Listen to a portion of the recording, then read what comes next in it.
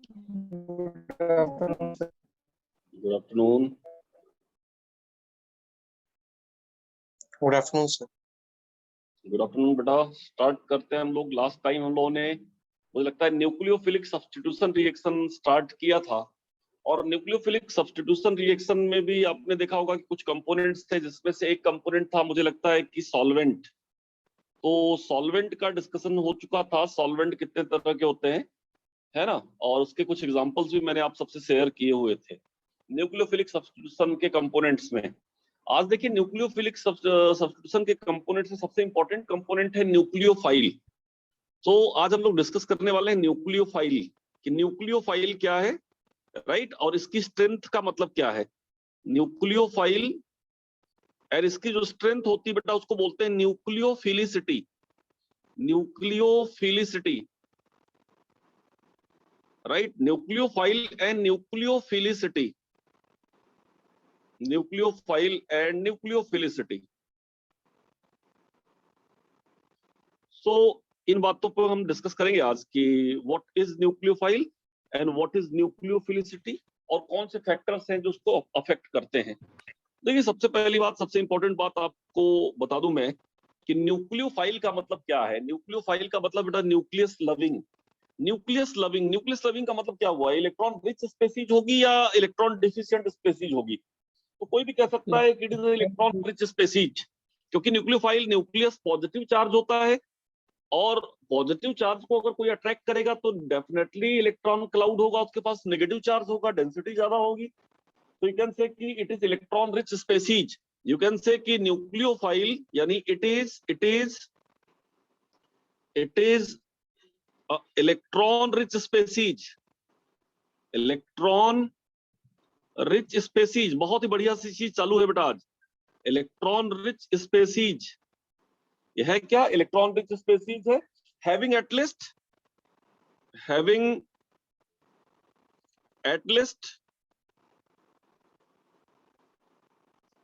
one lone pair of electron, one lone pair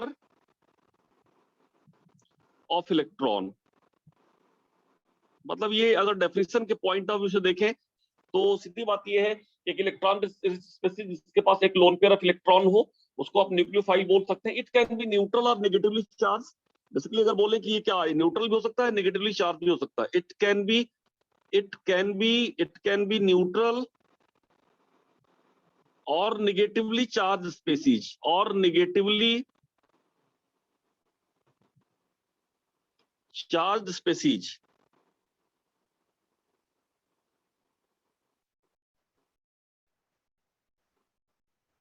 ऐसा लिख सकते हैं। लेकिन बात इतना इतना लिख देने से खत्म नहीं हो जाती बेटा। न्यूक्लियोफाइल को अगर ये डेफिनेशन बताकर हम लोग हैं तो ये डेफिनेशन तो इनफैक्ट लेविस बेस के लिए भी होती है। लेविस बेस भी क्या होता है, आप देखिए, Lewis base electron rich species तो बेस भी होता है। तो what is difference between base and nucleophile, या what is difference between basicity and nucleophilicity. भाई अगर हम बोले आपसे कि what is definition of base, Lewis base की डेफिनेशन क्या है, तो निश्चित रूप से लेविस बेस की डेफिनेशन जो ऊपर लिखी है लगभग वही डेफिनेशन आएगी। तो फिर डिफरेंस क्या है, बेसिक स्ट्रेंथ या बेसिसिटी और न्यूक्लियोफिलिसिटी में डिफरेंस क्या है, इस बात को समझना आपको जरूरी है। But there is difference, but there is a difference between base and nucleophile, base and nucleophile. बहुत ही बारीक सा डिफरेंस है, ध्यान रखिएगा, है ना। मतलब बेस और न्यूक्लियोफाइल में इनफैक्ट बेस भी एक इलेक्ट्रॉन रिच स्पेसीज है। अगर हम ऐसा बोले कि इलेक्ट्रॉन रिच स्पेसीज, तो बेस भी होता है। Base is also electron rich species, ERS, मतलब इलेक्ट्रॉन रिच स्पेसीज बेस भी होता है, और न्यूक्लियोफाइल भी इलेक्ट्रॉन रिच स्पेसीज होता है। बट व्हाट इज डिफरेंस, क्या डिफरेंस है इसमें, इस बात को समझने की जरूरत है। मैं आपको बताऊं, बहुत क्लियर तरीके से बताऊं तो शायद आप कन्विंस हो पाएंगे। कि सपोज करो एक आपके पास इलेक्ट्रॉन रिच स्पेसीज है। If you are having electron rich species, electron rich species, कोई भी एक इलेक्ट्रॉन रिच स्पेसीज है। अगर ये इलेक्ट्रॉन रिच स्पेसीज अगर ये इलेक्ट्रॉन रिच स्पेसीज, ध्यान दीजिएगा, अगर ये इलेक्ट्रॉन रिच स्पेसीज प्रोटॉन को एब्जॉर्ब करे या प्रोटॉन पे अटैक करे तो उसको बेस बोला जाएगा। मतलब इलेक्ट्रॉन रिच स्पेसीज अगर अगर प्रोटॉन पे अटैक करे, अटैक्स ऑन H प्लस या हाइड्रोजन या H प्लस पे अटैक करती है तो उसको बेस बोला जाता है। मतलब कोई भी इलेक्ट्रॉन रिच स्पेसीज अगर प्रोटॉन को एब्जॉर्ब करती है या प्रोटॉन पे अटैक करती है तो वो न्यूक्लियोफाइल नहीं होती, उसको बेस बोला जाता है, राइट। मतलब then it is said to be base. इसको फिर बोलेंगे बेटा हम लोग को क्या है, बेस है। कोई भी स्पेसीज अगर प्रोटॉन पे अटैक करेगी तो बेटा उसको फिर बोला जाएगा कि वो बेस है। लेकिन कोई भी electron rich species attacks on carbon, अगर वो कार्बन पे अटैक कर रही है, अटैक्स ऑन कार्बन एटम पे कोई इलेक्ट्रॉन रिच स्पेसीज अटैक कर रही है तो बेटा उसको फिर बेस नहीं बोलेंगे, उसको क्या बोलेंगे, nucleophile. Then it is said to be nucleophile. और आपको बताऊं मैं कि अगर कोई इलेक्ट्रॉन रिच स्पेसीज ऐसी है जो किसी मेटल पे अटैक कर रही है, अटैक्स ऑन मेटल, किसी मेटल पे अटैक कर रही है कोई इलेक्ट्रॉन रिच स्पेसीज, तो उसको फिर उसी इलेक्ट्रॉन रिच स्पेसीज को बेटा बोलना चालू कर देंगे ligand. Then it is said to be ligand. उसको क्या बोलेंगे, लिगेंड बोलेंगे। अगर कार्बन पे अटैक करेगा तो न्यूक्लियोफाइल बोलेंगे, हाइड्रोजन पे अटैक करेगा तो क्या बोलेंगे बेटा, बेस। यानी if same electron rich species attacks on proton, वो बेस बोला जाएगा। अगर वो कार्बन पे अटैक करेगा तो न्यूक्लियोफाइल बोला जाएगा, और अगर वो मेटल पे अटैक करेगा तो लिगेंड बोला जाएगा। कहने का मतलब ये है मेरा कि सपोज करें, नोट नहीं किए अभी। हाँ बेटा लिखें।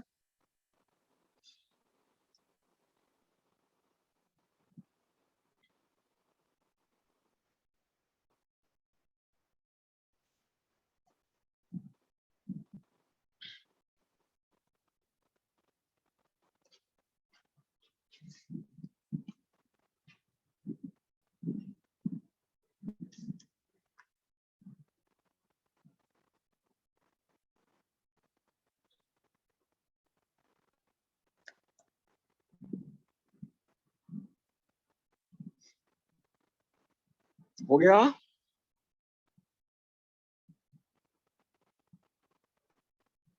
Yes sir. ओके। अब जैसे देखिए मैं एग्जांपल के तौर पे आपको बताऊं कि मान लिया जाए कि आपके पास बेटा OH माइनस है। अब ये OH माइनस क्या करे कि ये OH माइनस एक जगह पे HCl ले ले, या इनफैक्ट HCl प्लस HCl कर दो आप, प्लस HCl अगर आप कर रहे हैं OH माइनस साथ, तो अभी देखिए कि होगा क्या कि ये OH माइनस क्या करेगा, OH माइनस अगर H प्लस को अपनी तरफ खींच ले तो क्या बना देगा, H प्लस और OH माइनस मिलकर बना देंगे वाटर, और बचेगा क्या, ये Cl माइनस निकल जाएगा। अब कोई पूछे कि इस OH माइनस को क्या बोलेंगे, इस रिएक्शन में OH माइनस क्या है जरा बताओ, what is the nature of OH minus in this reaction? Nucleophile. No, OH minus एक इलेक्ट्रॉन रिच स्पेसीज है, लेकिन वो किस पे अटैक कर रहा है, हाइड्रोजन पे या कार्बन पे? हाइड्रोजन पे अटैक कर रहा, और हाइड्रोजन पे अटैक कर रहा, then this OH minus is in this reaction is base, ये बेस के रोल में है ये। लेकिन अगर यही OH माइनस के साथ एक कंपोनेंट ले ले हम CH3Cl, एक CH3Cl कंपोनेंट ले लें प्लस CH3Cl एल्काइल हैलाइड ले लें, और इसके बाद देखें हम कि ये OH माइनस क्या करे कि यहाँ पे अटैक करे इस कार्बन के ऊपर और क्लोरीन निकल जाए, तो ये क्या बनेगा, फिर प्रोडक्ट बन जाएगा CH3OH, यानी Cl हट गया और वहां पे क्या आ गया, OH आ गया, और इस तरह से आ गया। अब कोई पूछे कि इस दूसरे वाली रिएक्शन में OH माइनस क्या है, ये OH माइनस किसके रोल में है, क्या उसने कार्बन पे अटैक किया या हाइड्रोजन पे अटैक किया? कार्बन पे अटैक किया, तो कार्बन पे अटैक किया तो OH minus in this reaction is called nucleophile. OH minus is in this reaction is called nucleophile. शायद आप बहुत ही बारीक तरीके से डिफरेंस समझ गए होंगे कि अगर कोई भी स्पेसीज ऐसी है जो हाइड्रोजन पे अटैक करती है, वो स्पेसीज क्या होनी चाहिए? इलेक्ट्रॉन रिच होनी चाहिए। इलेक्ट्रॉन रिच स्पेसीज अगर हाइड्रोजन पे अटैक करेगी तो बेस बोली जाएगी, और अगर वो कार्बन पे अटैक करेगी तो क्या बोली जाएगी? वो न्यूक्लियोफाइल। समझ गए? अब आप इसको इसी चीज को मैं ऐसे भी लिख सकता हूं कि भाई सपोज करो आपके पास है NaOH, आप देखो NaOH और NaOH और HCl आपने ले लिया, NaOH HCl मिला दिया, अब ये क्या बन गया? बन गया NaCl प्लस वाटर। अब इस रिएक्शन में मैं आपसे पूछूं कि NaOH किसके रोल में है बेटा? NaOH क्या है? NaOH किसके रोल में है जरा बताओ। NaOH किस रोल में आया है यहाँ पे? बेस के रोल में या न्यूक्लियोफाइल के रोल में? सर मेटल के। नहीं नहीं नहीं, आप देखिए NaOH का मतलब क्या है? ये Na प्लस OH माइनस को देखो, यहाँ H प्लस और Cl माइनस को देखो, ये इलेक्ट्रॉन रिच स्पेसीज OH है, ये OH माइनस किससे जुड़ा है? H प्लस से जुड़ा है कि नहीं जुड़ा है? जरा देखो आप, तभी तो वाटर बना है। हाँ सर। बोली तो ये किसके Yes, रोल में है? NaOH किसके रोल में है? बेस के रोल में है। बेस के रोल NaOH में। Is base. लेकिन अगर मान लो आपको ऐसा लिखा होता कि NaOH plus CH3Cl, NaOH plus CH3Cl gives us CH3OH plus NaCl। अब बताओ जरा, अब ये NaOH किसके रोल में है बेटा? ये OH माइनस है, ये Na प्लस है। OH माइनस किसके ऊपर अटैक किया होगा? तो ये न्यूक्लियोफाइल। डेफिनेटली ये न्यूक्लियोफाइल बन गया, यानी यही NaOH न्यूक्लियोफाइल बन गया इस रिएक्शन में, जबकि ऊपर वाली रिएक्शन में उसको हम बोल रहे थे बेस। तो आई होप कि ये डिफरेंस आपको समझ में आ गया, जो क्लियरली समझ में नहीं आता है। हिमांशु जी मेरी बात सुन रहे हैं आप क्या? Yes, sir. Clear. ये बात आपको समझ में आई कि when any electron species attack on hydrogen, then it is said to be base, but if attacks on carbon, then it is said to be nucleophile. Getting my point? ये बात Yes, clear हो sir. गई आपको?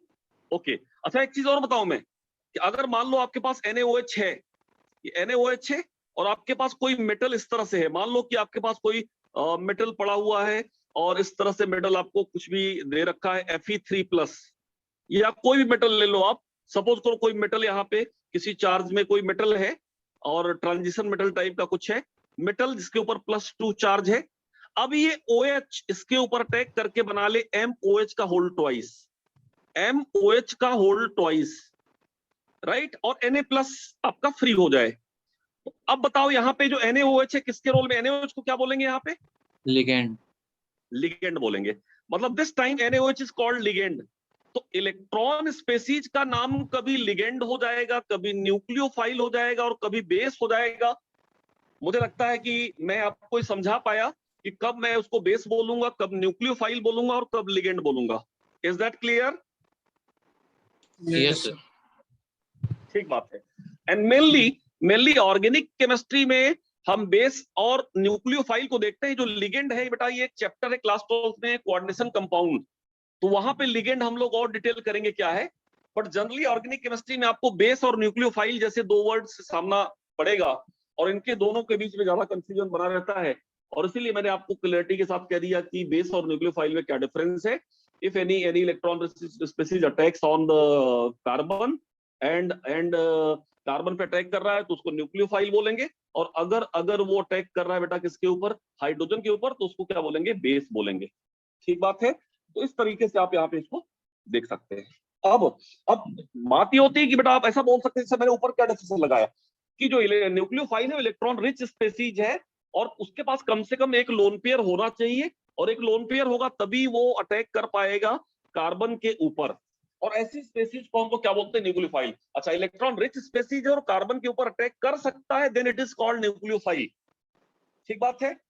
So in fact you can say कि जो nucleophile है they are always a Lewis base. मतलब जितने भी न्यूक्लियोफाइल हैं वो बेस की तरह है, लेविस बेस की तरह एक्ट कर सकते हैं। All nucleophiles can act as a Lewis base. All nucleophile can act as a Lewis base. सारे के सारे न्यूक्लियोफाइल लेविस बेस की तरह रिएक्ट कर सकते हैं या बिहेव कर सकते हैं।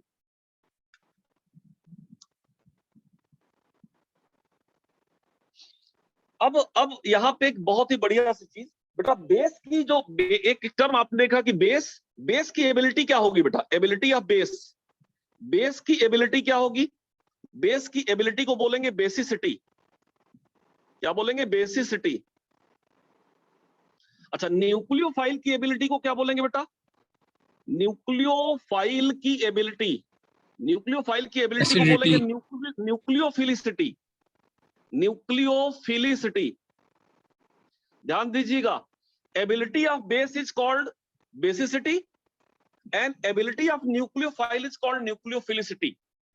अच्छा, ध्यान दीजिएगा कि दोनों में बहुत ही फर्क है, ये दोनों ही प्रॉपर्टीज को काफी कुछ मिलता जुलता जरूर है, लेकिन बेसिसिटी एक सिंपल प्रॉपर्टी है, लेकिन न्यूक्लियोफिलिसिटी काफी कॉम्प्लेक्स प्रॉपर्टी है। आपको बताऊं कि basicity is a thermodynamic term, basicity is a thermodynamic term, thermodynamic term है basicity.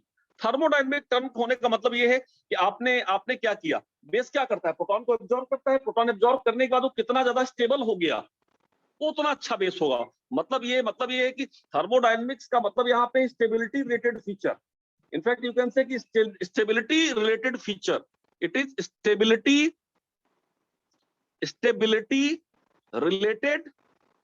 Related term, stability related term. मतलब आप बोले कि एक मान लो A माइनस है, राइट, और एक B माइनस है।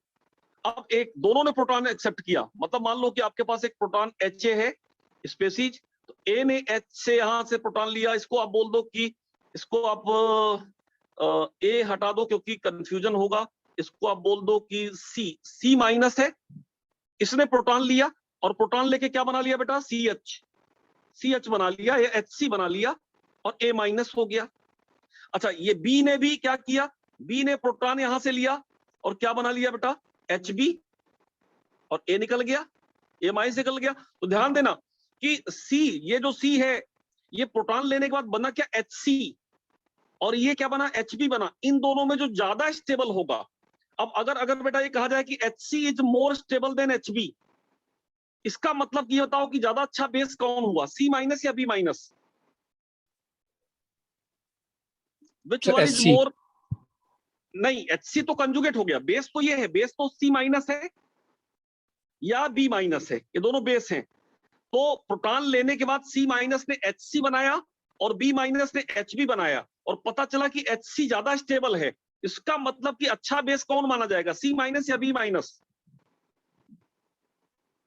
Therefore, we can say कि C minus is stronger base than B minus.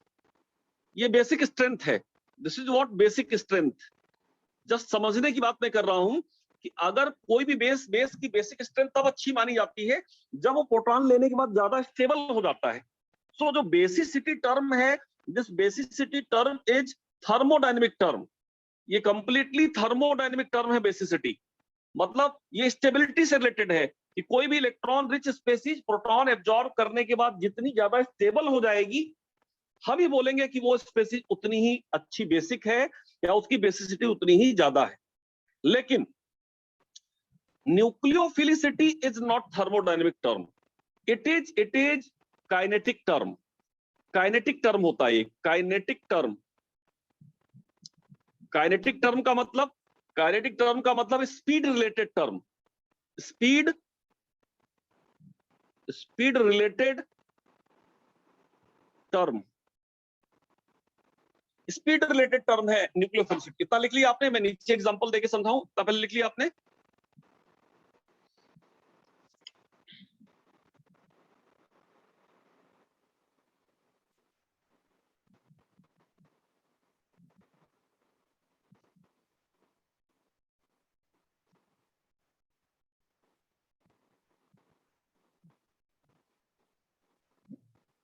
इतना हो जाएगा तो बताएंगे आप।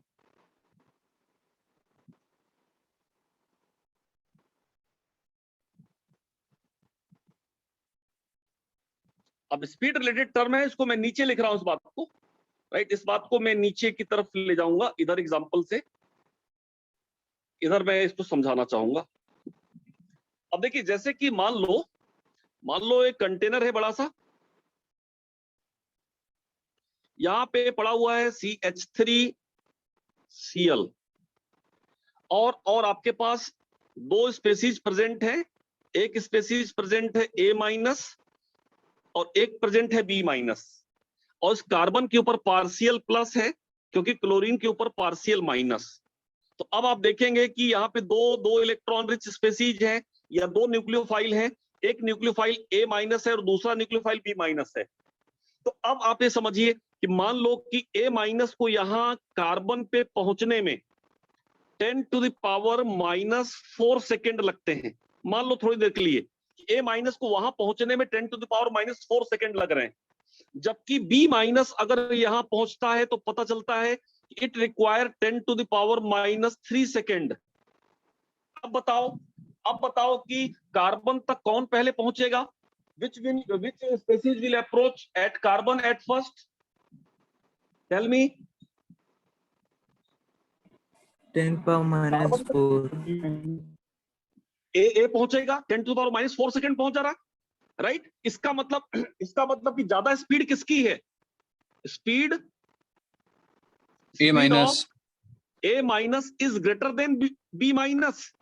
और इसका मतलब अगर आपसे कोई पूछे कि which one is more nucleophilic, कौन ज्यादा न्यूक्लियोफिलिक है? A-, Exactly. Therefore, A- is more nucleophilic. A- is more nucleophilic than B-. You can say कि A- is more nucleophilic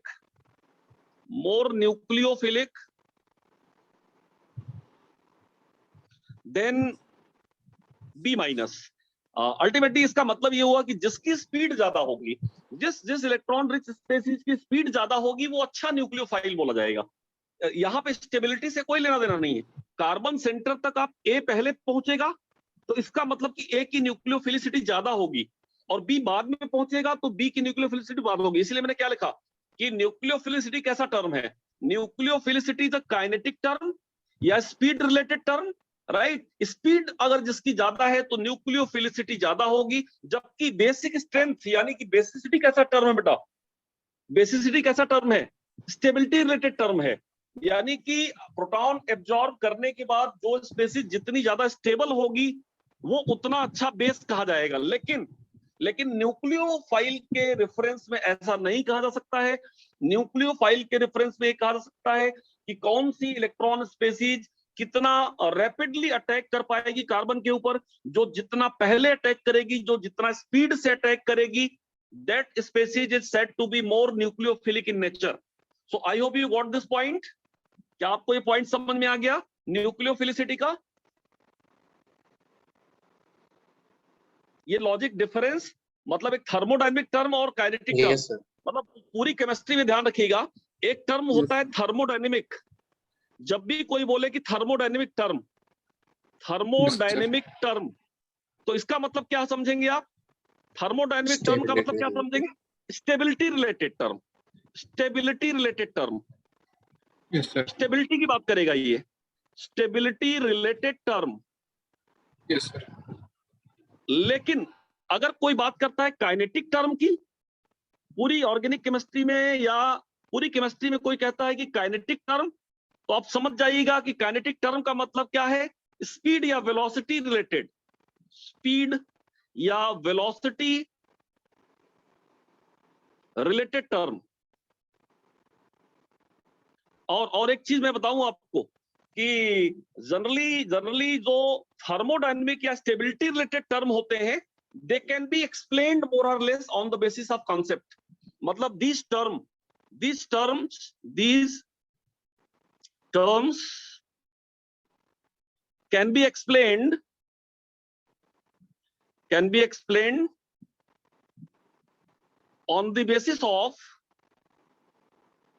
on the basis of GOC, general organic chemistry, और theory. मतलब ज्यादातर जो stability related term है उनको theory के base पे आप एक्सप्लेन कर सकते हो, है ना? जनरल ऑर्गेनिक केमिस्ट्री, जीओसी के बेस पे आप एक्सप्लेन कर सकते हो। लेकिन जो काइनेटिक टर्म है, जो स्पीड रिलेटेड टर्म है, इट इज प्योरली एक्सपेरिमेंटल। ध्यान दीजिएगा कि दीज टर्म्स, यानी काइनेटिक टर्म की बात मैं कर रहा हूं, these terms are purely experimental.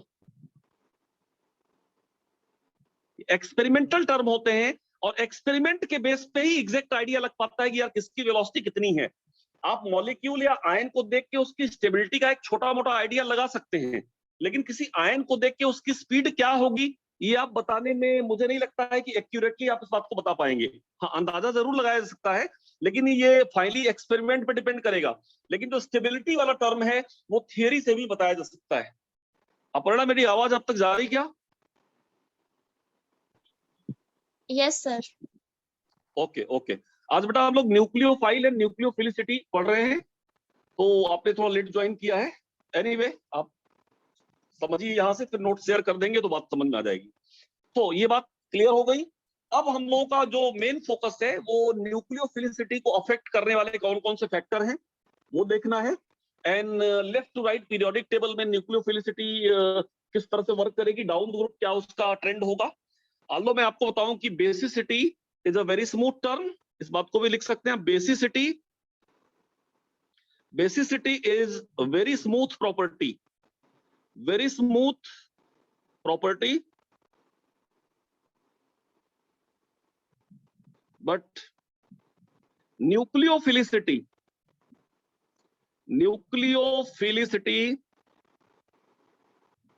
is complex property। इसका मतलब ये हुआ कि यार बेसिसिटी को हम एक्सप्लेन कर पाएंगे, बेसिसिटी में ट्रेंड मिल जाएगा और बेसिसिटी के कम या ज्यादा होने के रीजन को एक्सप्लेन किया जा सकेगा। लेकिन जो न्यूक्लियोफिलिसिटी है कंप्लीटली एक्सपेरिमेंटल टर्म है, और इस वजह से कई बार हम देखेंगे कि न्यूक्लियोफिलिसिटी का अलग अलग ट्रेंड आएगा जिनके अपने अलग अलग एक्सप्लेनेशन होंगे।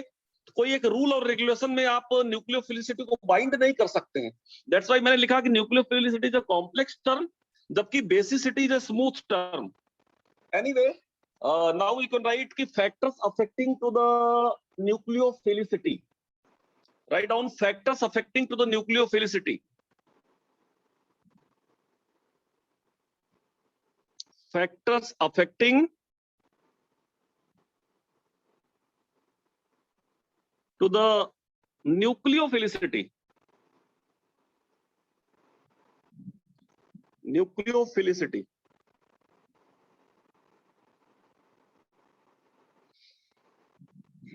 देखिए, फर्स्ट फैक्टर है न्यूक्लियोफिलिसिटी से related, that is electron density.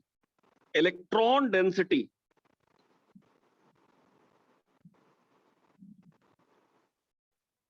First factor. Actually electron density का मतलब यहाँ पे ये है कि अगर डोनर एटम की इलेक्ट्रॉन डेंसिटी ईडी का मतलब इलेक्ट्रॉन डेंसिटी, अगर इलेक्ट्रॉन डेंसिटी मैं पूरा लिख देता हूं, अगर इलेक्ट्रॉन डेंसिटी ज्यादा होगी, सो बेटा जो न्यूक्लियोफिलिसिटी है एनयू में 60 में लिख रहा हूं, एनयू का मतलब न्यूक्लियोफिलिसिटी, वो न्यूक्लियोफिलिसिटी भी ज्यादा होगी।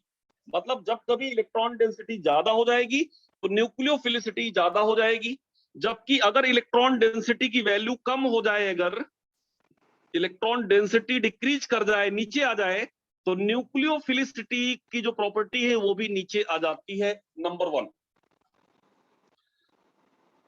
और वैसे भी आपको पता है कि ये जो इलेक्ट्रॉन रिच स्पेसीज है किस पे अटैक करने वाली है?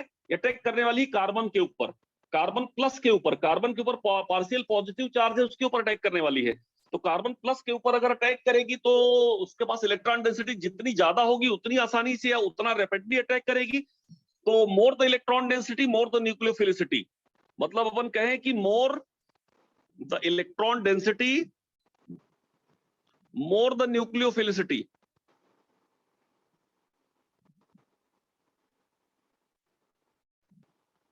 More the nucleophilicity. अब इसी का मतलब है, अब अगर आपसे कोई पूछे कि which one is more nucleophilic, आप देखिए बेटा, ऑक्सीजन हाइड्रोक्सिल आयन है, ऑक्सीजन पे नेगेटिव चार्ज है, और इधर वाटर है, वाटर ऑक्सीजन पे लोन पेयर है। अब आपसे पूछे कि ज्यादा ज्यादा ज्यादा अच्छा न्यूक्लियोफाइल कौन है, बताइए। एक एनायन है आपके सामने, एनायन है, और एक न्यूट्रल स्पेसीज है आपके सामने। Water is a neutral species. और आप देखिए डोनर एटम दोनों है, डोनर यहाँ पे ऑक्सीजन डोनेट करेगा और यहाँ पे भी डोनर एटम ऑक्सीजन है। मतलब कार्बन पे अटैक करने वाला एटम दोनों जो ऑक्सीजन है, लेकिन एक के ऊपर नेगेटिव चार्ज है और एक के ऊपर कोई चार्ज नहीं है। तो आपसे कोई पूछे कि ज्यादा अच्छा न्यूक्लियोफाइल कौन है, तो डेफिनेटली हम एक जानते हैं कि एनायन की इलेक्ट्रॉन डेंसिटी ज्यादा होती है। यानी नेगेटिव चार्ज अगर किसी के ऊपर लगा है तो इसका मतलब होता है कि उसकी इलेक्ट्रॉन डेंसिटी ज्यादा है। अब बताइए कि हाइड्रोक्सिल आयन और वाटर में ज्यादा अच्छा न्यूक्लियोफाइल कौन होगा? टेल मी।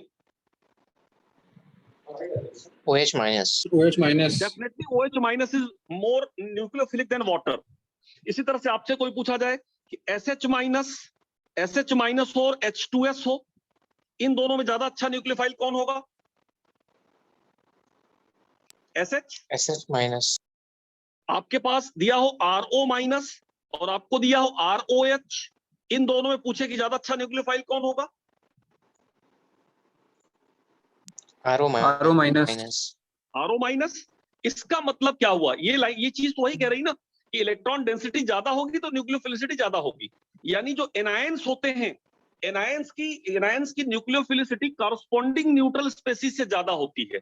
मतलब we can write here the nucleophilicity of anion, nucleophilicity of anion is always more than, क्या लिखे आगे? अवधेश बोलिए, always more than, Neutral बोलिए, species. always more than nucleophilicity of anion is neutral. गलत हो जाएगा। और कौन करेक्ट Cation. करेगा? नहीं, केटायन तो बहुत ही कम होता है, केटायन तो न्यूक्लियोफाइल होता ही नहीं। Nucleophilicity of anion is always more than neutral species. क्या ये लाइन गलत है? भाई हम तो यही कह रहे हैं ना। ये देखो ROH न्यूट्रल स्पेसीज है, H2S न्यूट्रल स्पेसीज है, और आप देखिए यहाँ पे H2O न्यूट्रल स्पेसीज है। तो जो एनायन है उसकी न्यूक्लियोफिलिसिटी ज्यादा है, तो क्या हम लिख सकते हैं nucleophilicity of anion is always more than neutral? क्या ऐसा बोल सकते हैं हम? Yes, sir. नहीं, ऑलवेज मोर देन क्या?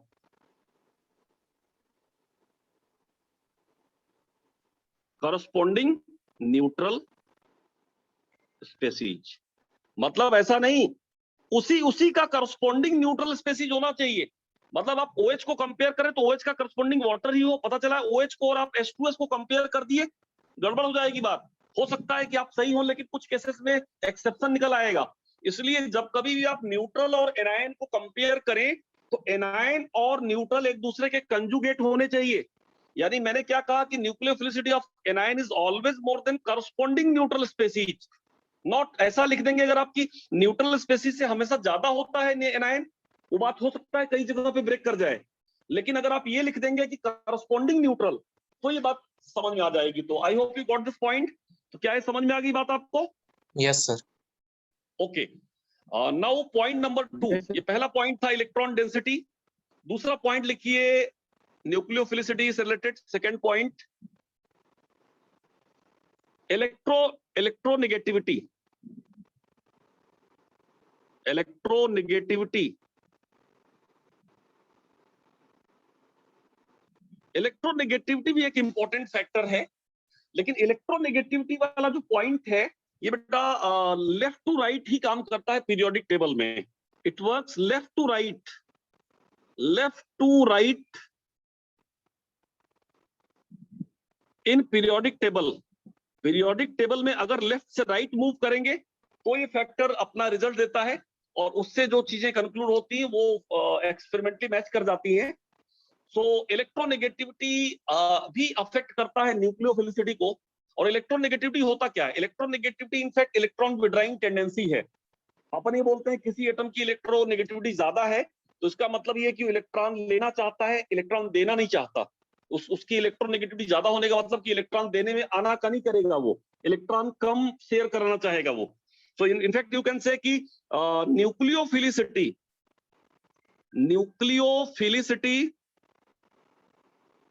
Nucleophilicity is inversely proportional to electronegativity, EN।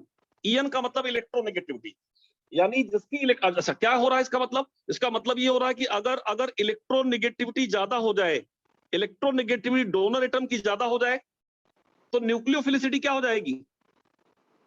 कम। और इलेक्ट्रोनेगेटिविटी अगर कम हो जाए तो न्यूक्लियोफिलिसिटी क्या हो जाएगी बेटा? ज्यादा। लेकिन किसकी बात कर रहे हैं हम कंपेयर कौन सी इलेक्ट्रोनेगेटिविटी कर रहे हैं? हम कंपेयर कर रहे हैं इलेक्ट्रोनेगेटिविटी ऑफ डोनर एटम। ध्यान रहे कि वी आर टॉकिंग अबाउट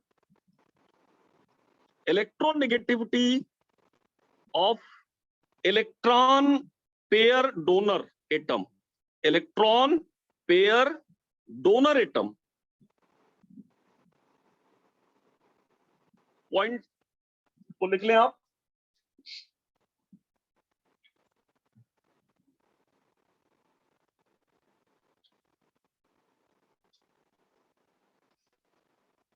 हो गया क्या?